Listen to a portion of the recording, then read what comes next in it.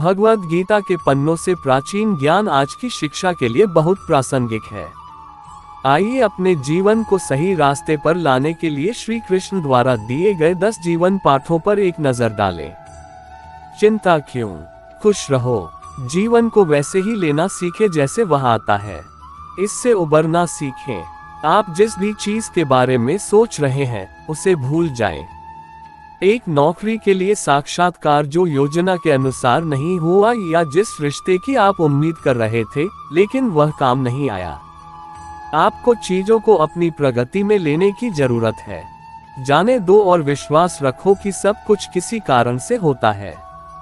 आप न तो अतीत को नियंत्रित कर सकते हैं और न ही आप भविष्य को नियंत्रित कर सकते हैं। आपके पास केवल वर्तमान है, इसलिए इसे पूरी तरह से जीना सीखें। कर्म करो, फल की चिंता मत करो। आज लोग बड़े घर, शानदार कार के लिए काम कर रहे हैं और यह सूची अंतहीन है। हम हर काम अंतिम परिणाम को ध्यान में रखकर करते हैं। जब अंतिम परिणाम हमारी अपेक्षा के अनुरूप नहीं होता तो हमें कष्ट होता है। इसे सरल रखें। हमारे हाथ में सिर्फ काम है। जीवन में एकमात्र चीज स्थिर है और वह है परिवर्तन।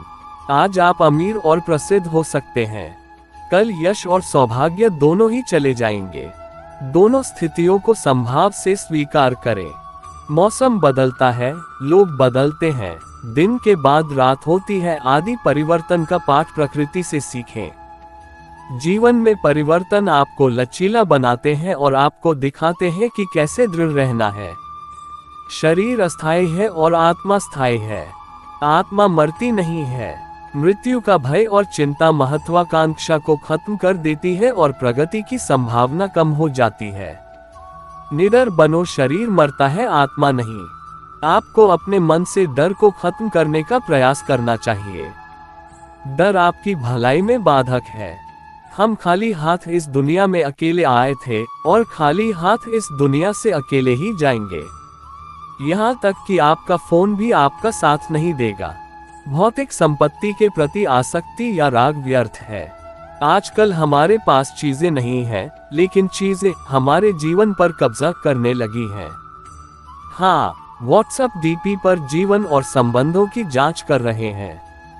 आज फोन रख दें और व्यक्तिगत रूप से नमस्ते कहें। काम, खाना, सोना या लालसा आदि बहुत अधिक या बहुत कम आपको उच्च वास्तविकता के करीब नहीं लाएगा।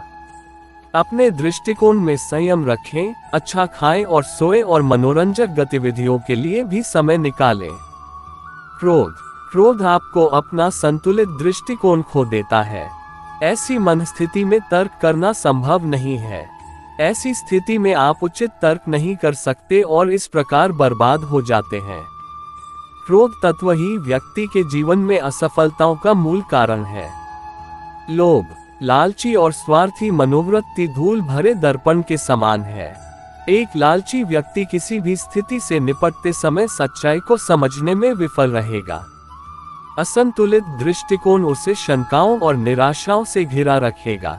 आपके पास जो कुछ है वह संतोष आवश्यक है। पहले खुश और संतुष्ट रहें और फिर अपनी जरूरतों के लिए काम करें। मन पर संदेह करने से कुछ हासिल नहीं होता।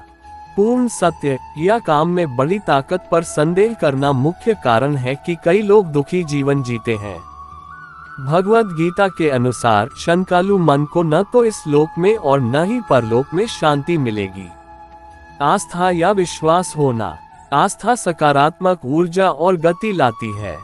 दिमाग मायने रखता है। आपके विचार या तो आपको बना सकते हैं या आपको बिगाड़ सकते हैं। यदि आप ये सोच सकते हैं तो आप इसे हासिल कर सकते हैं। जब किसी परीक्षा या प्रेजेंटेशन से पहले आपका दिमाग सकारात्मक स्थिति में होता है तो संभावना अधिक होती है कि आप बेहतर प्रदर्शन करेंगे। वीडियो पसंद आई तो लाइक और सब्सक्राइब जरूर करें। जय श्री कृष्ण।